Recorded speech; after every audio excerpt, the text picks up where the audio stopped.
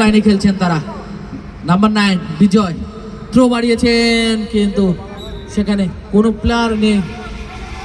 বল goal line অতিক্রম করে মাঠের বাইরে, গোল কিকটা নিচ্ছেন সেখানে।